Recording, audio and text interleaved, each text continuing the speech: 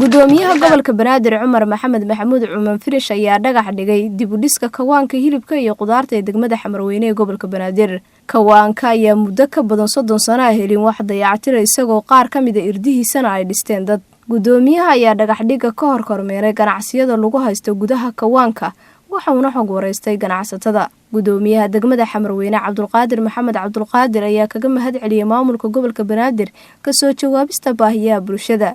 أنا أديكو قدومية إن هالكان عندنا تمادو حمروين مشروعي وجوري أتكلم عن دكتور كوانك وين أو تاريخ أهن وين لبق قيبن إكوان تا قيب بردور اللي هذا يقيب وهيلي بكا بولشة يجودي أنا كده أحسن ميني كوانك جار هذا أي عدس كان سوق بين مدة لقيت جو الله أفر سنة وحيسوقين إن ديعترنا عن هلا سمايو عمر محمد محمود فينش gudoomiyaha gobolka Banaadir ahna duqa magaalada Muqdisho ayaa sheegay in bulshada hadii ay maamulka la shaqeeyaan ay helayaan adeegyada aasaasiga ah iyo waliba baahiyahooda wax laga qabto.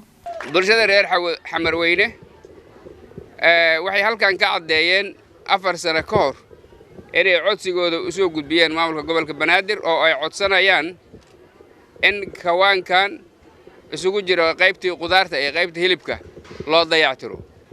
marka ayadoo aan la dirqin bulshada waxa la fahamsiiyay in loo dayactirayo goobahoodii ganacsiga marka la dayactiray kadibna qof walba booskiisii oo ku ganacsanayay ayuu si caadi ah ugu soo noqon doonaa.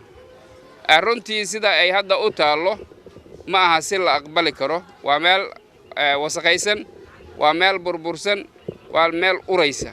waxaan rabnaa meesha burbursan inaan ku bedelno meel dhisan adag, meesha wasaqaysana aan ku bedelno meel nadiif ah.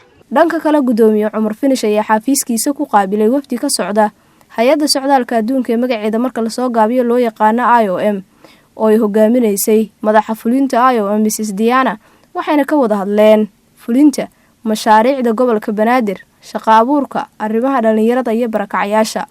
maantii waxa xafiiska nagu soo booqday mas'uuliyiin ka socota hay'adda IOM waxay caawiyaan dadka Soomaaliyeed qaar ka mid ah sida dadka qaxootiyada ah ka soo noqonaya dalalka ay qaxootiga ku yihiin kuna soo noqonaya dalkooda. sidoo kale waxay caawiyaan dadka barakacayaasha ah. waxay gacan ka geystaan amniga ama xasilinta magaalada ay gacan ka geysan jireen mararka qaar. waxay sidoo kale gacan ka geystaan nadaafadda magaalada Muqdisho.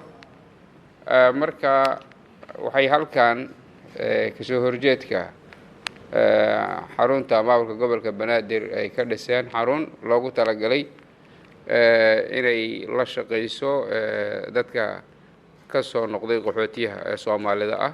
Nafis Xirsi Maxamuud, Universal TV, Muqdisho.